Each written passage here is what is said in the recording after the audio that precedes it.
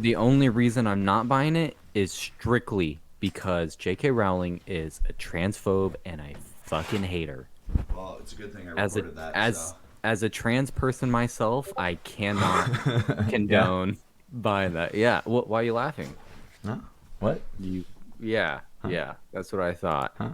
Hey everyone, my name's Nick. And I'm Ray, and today we're going to talk about why you should potentially, maybe, almost, I'm not going to tell you what to do with your money, but buy Hogwarts Legacy because it's a pretty fucking good game, actual. However, there is some controversy. Apparently there's controversy over everything, and that's J.K. Rowling's a transphobe and shit, which, okay, not cool, but also, like, it's kind of her opinion, man, and, like, that sucks, it's not cool. But also, if you boycott the game, all the developers who put time, love, effort into it, you're kind of shitting on them too. Okay? So boycott her, not the game. As far as J.K. Rowling is concerned, I think she's a loser anyway. Yeah, dude. She's since like, man, I want to say, so I obviously grown up in the 2000s as I did. The Harry Potter movies were like a staple of my childhood, right? Them and Lord of the Rings were the series that just were like constantly on Yeah. as children, right? And then whenever I was deployed, I had time. I actually read the books for the first time. I would read a book, watch the movie, read a book, watch, and I did that for every single one. And I'm a fan of the books and the movies. I love them. Yeah. Around that time, though, I became introduced to the fact that J.K. Rowling is going around retconning all of her stuff, being like, oh, hey, by the way, Hermione is actually black. Whenever she had written sentences saying she's white, like, okay, it would have been fine if she was black, but you're just changing it for brownie points. Yeah. Like, oh, by the way, Dumbledore's gay. Oh, okay, did Cool. anyone ask? How does his sexuality help this at all? Write a scene in the book with Yeah. Dumbledore making love if you want us to know. To be totally honest, I don't care what she says. It doesn't. Right. Who cares? Now, if you are trans and like it affects you, okay, different story. I'm not. It's not in my wheelhouse. Okay, and it's just not on my mind. It's not. But fuck J.K. Rowling, dude. Fuck her. Yeah. Okay. I'm trying to play a video game, not care about politics, not care about a rich person and their political beliefs. I don't give a shit. I really don't care. Now, Yeah. with that said, I am boycotting J.K. Rowling by playing the game, and my character's a female. Yeah. I play games as a female. I do. I'm one of those guys. Yeah, I have not played the game yet. And that's just because I have the PS5. When I looked up the game on PS5, it was $80 freaking. Yeah. So let's talk about game pricing for a second.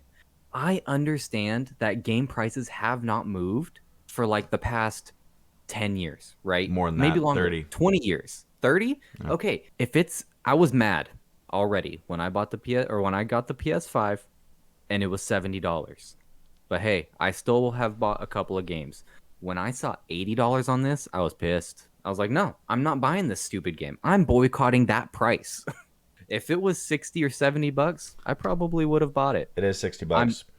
Okay. Yeah, and that's what I heard. But so whenever you go onto the PlayStation Store on PS5, it doesn't say that. It just Well, actually, gives you so I bought mine on 7 PC, so.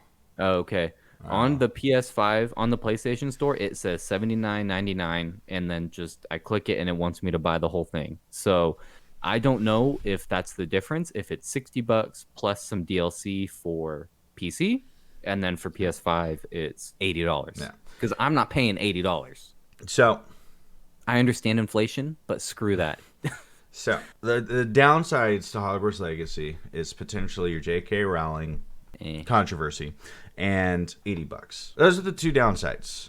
Now, here's the upsides here, right? And this is why actually kind of game review here. I'm not that far into it. So I have 10 hours of gameplay, and I'm not that far. Like I can't even unlock doors yet because I'm doing a bunch of side quests and just exploring.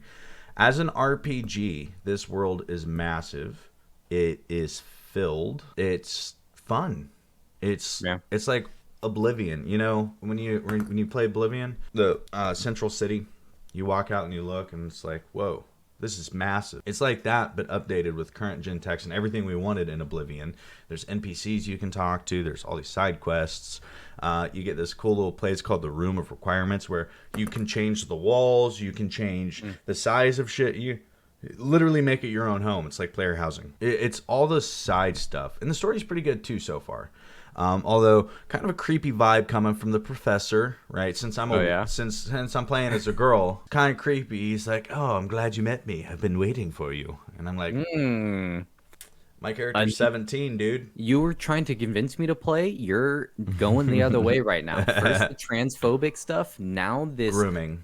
sexual harassment / grooming of young girls. Are you kidding me? Yeah. But, so, and that's, I mean, it's just, he's an old man. Anyways, the story's really good so far. Side quests are fun. Kind of fetch questy.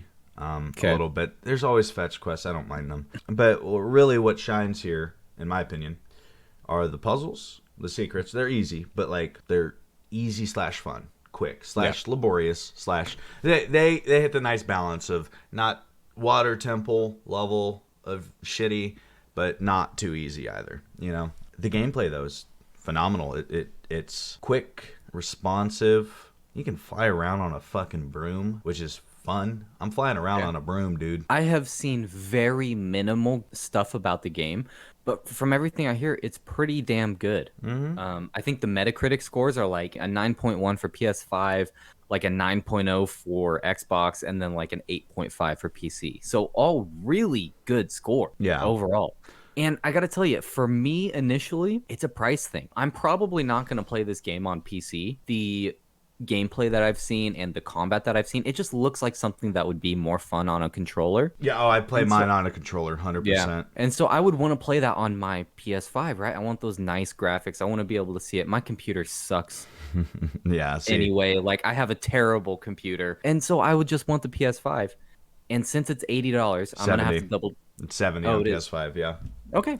Then I might buy it and I might try it again, and maybe we'll have to review it once we're done. I'm not a huge fan of Harry Potter. Never have been. This game's a blast, though. I love it. It looks really, really good. The voice acting's really good for the most part. And for the scope that the game is, it's not that glitchy. I've heard that the PC version does have some latency issues or frame rate dropping. Do you have that issue at all? Yeah, so I average around 120 frames on Ultra, unless I go to Hogsmeade, in which I drop to like 65. Okay. And then it'll drop to 50 and then go back up to 80. And it's very spiky, but that'll be fixed when AMD sends drivers, because there's no optimized drivers for the game yet from AMD, or NVIDIA might have it, but AMD doesn't as of recording. So everything will stabilize out, give it 3 months. But I would definitely get it on PS5 if I were you, Nick. Yeah.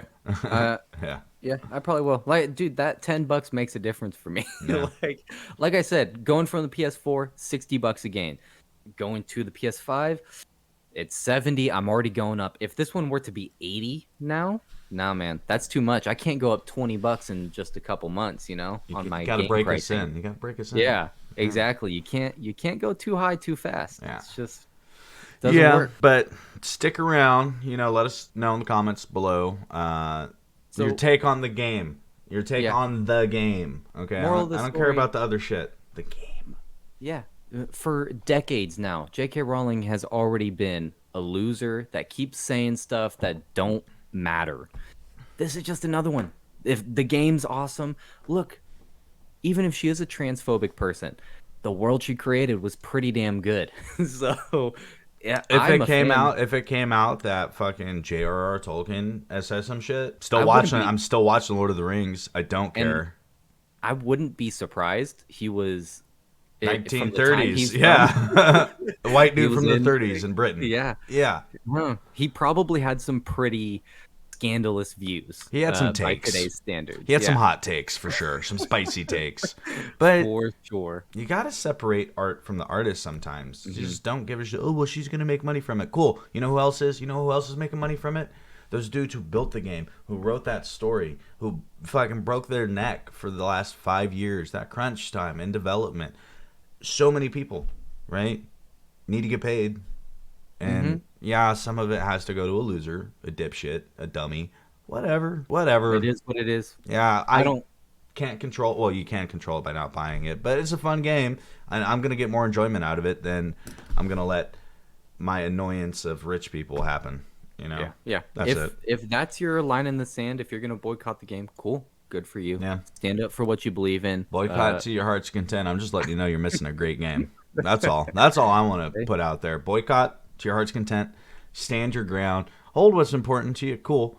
You're missing a great game is all. Anyways, Ray, out. Thanks for watching. Hey, Nick here. If you enjoyed this video, please gently caress that like button for us. And Ray, thanks for watching. It was a blast. Make sure to hit that subscribe if you want to stay up to date with what we're doing, what me and him are doing. There. Me and him, Nick and Ray. Subscribe.